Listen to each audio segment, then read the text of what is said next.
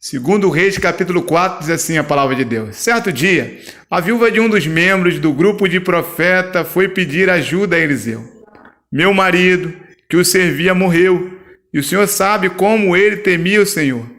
Agora veio um credor que ameaça levar meus 2 filhos como escravo. O que posso fazer para ajudá-la? Perguntou Eliseu. Diga-me, o que você tem em casa? Não tenho nada, exceto uma vasilha de azeite, respondeu ela. Então Eliseu disse, tome emprestado muitas vasilhas de seus amigos e vizinhos, quantas conseguir. Depois entre em casa com seus filhos e feche a porta. Derrame nas vasilhas o azeite que você tem e separe-as quando estiver cheia. A viúva seguiu as instruções de Eliseu, seus filhos traziam vasilhas e ela as enchia. Logo, todas estavam cheias até a borda.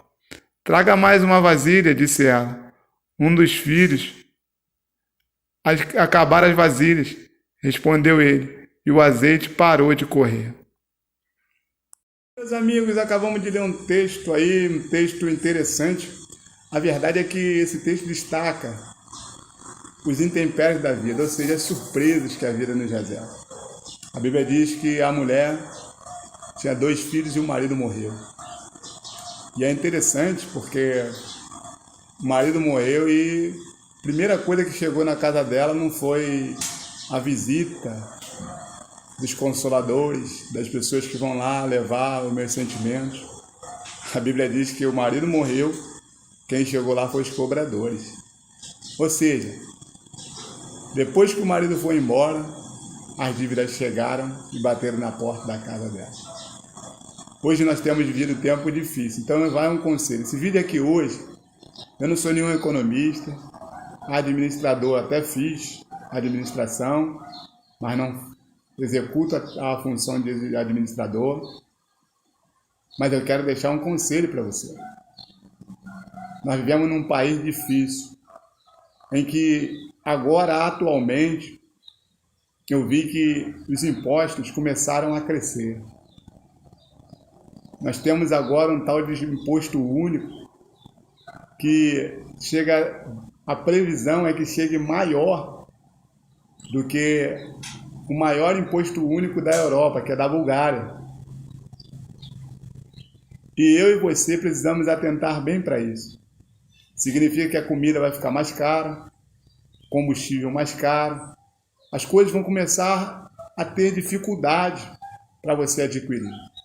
Então, a primeira coisa que eu quero dizer para você, antes que o dia mal ou as coisas ruins aconteçam, você tem que acreditar que vai acontecer.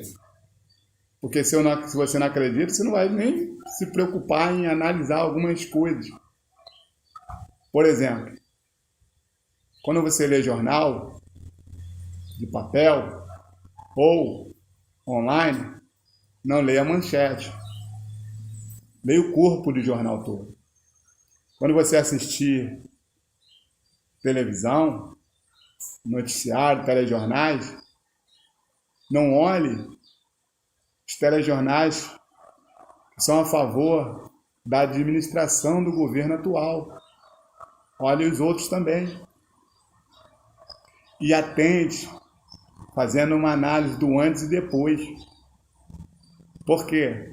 Acho interessante, a pessoa vai fazer um tratamento dentário, ele vê o antes e depois. Vai fazer um tratamento estético, o antes e depois. Vai fazer um tratamento, começa a correr para melhorar o condicionamento físico, ele vê o antes e depois. Mas quando ele fala da nação, ele não vê o antes, muitos não vê o antes e depois. Só vê o agora. Só que, se o agora já está ruim, se você comparar com o antes, possa ser que esteja muito pior do que você imagina. Então, essa mulher agora, ela está com o marido dela e o marido morreu e deixou as dívidas. Os credores chegaram na casa dela para pegar os filhos, que naquela época, se você não tinha como pagar, levavam seus filhos. Hoje não é diferente, não. Se você pegar dinheiro com agiota, e eu digo para você, aconselho para você, primeiro que isso é errado. Segundo que você vai ficar sofrendo na mão dos homens. E a agiotagem, além de ser crime, e você compactua com isso também, eles vão tirar tudo que você tem. Então, naquela época, eles levavam os filhos. Hoje, levam toda a sua casa, ainda leva a sua vida. Então, primeira coisa, antes de você se desesperar e achar que tem que pegar dinheiro com agiota, saiba de uma coisa. Se você pegar, você vai estar na mão deles. E eles estão dispostos a ir até as últimas consequências. Então, voltamos no texto. A mulher levou os filhos foram levados, estavam sendo levados. Porém, há algo que havia nessa história que nos dá uma lição. A Bíblia diz que o marido dela era um homem de Deus. E aí você pergunta, mas se ele era homem de Deus, como é que ele deixou as dívidas? A vida era feita de surpresas. E uma das maiores surpresas é a morte. Você não conta o dia da sua morte. Você não sabe quando que ela vai vir, mas ela vai vir. Foi o que aconteceu com ele. O que pode acontecer comigo e pode acontecer com você que está vendo esse vídeo. Agora, ele tinha crédito, porque a Bíblia diz que a mulher foi lá na casa do Eliseu, o profeta, e disse, olha, meu marido, teu servo, morreu. Quando ela fala isso, ela estava dizendo, ele morreu, mas ele não era um iníquo, ele não era um à toa, ele servia a Deus e era seu servo. A Bíblia diz que Eliseu declara, fala comigo o que você tem em casa. A mulher falou, eu não tenho nada, a não ser uma botija de azeite. É interessante você ver ela falar isso, porque você pode olhar por dois aspectos. Primeiro, a pessoa no desespero esquece até o que tem. Ou, por ser tão pouco que ela tinha, e a dívida era tão alta, ela achou, aquilo não é nada. Só que eu quero dizer uma coisa para você. O que não é nada na tua mão, na mão de Deus, ele verdadeiramente pode fazer multiplicar em 10, 100, 500, 1000 vezes. Então entrega na mão de Deus. A Bíblia diz que o profeta diz, vai para tua casa, pede vasilha emprestada e fecha sua casa. Agora deixa eu te dar uma ressalva.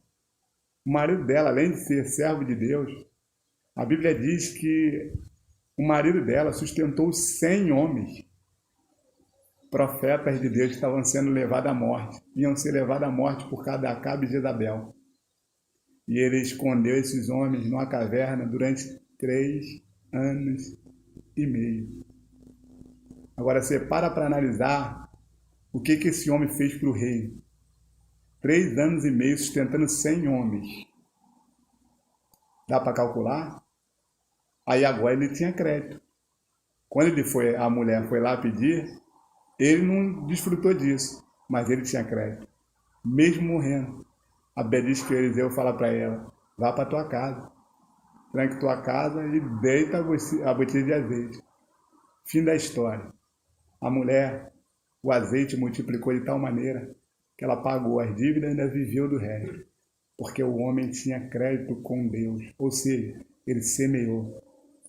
A Bíblia diz que aquele que semeia no terreno que é o reino de Deus, ele colhe, porque Deus não deve nada a ninguém. Uma certa feita, o apóstolo Pedro perguntou para Jesus, Senhor, nós largamos tudo para te servir. Em Mateus 19, Jesus responde para ele, não há ninguém que não tenha deixado pai, mãe, terra, propriedade, irmão, irmã, por amor de mim, e não tenha ganho 100 vezes tanto e no final a vida eterna. Ou seja, semeou, vai colher 100 vezes mais. Foi o que Obadias fez. Mesmo depois de morto, sua família foi abençoada. Então, surpresas acontecem, mas semeie no reino. Seja ofertante, dizimista, participativo, colabore com o reino, porque Deus não deve nada para ninguém. Não estou dizendo para você fazer a moeda de troca, estou dizendo que para você ser grato, porque isso vai redundar em vitória para você. Que Deus abençoe, Deus te fortaleça, que Deus te dê graça, que a boa mão de Deus esteja sobre sua vida.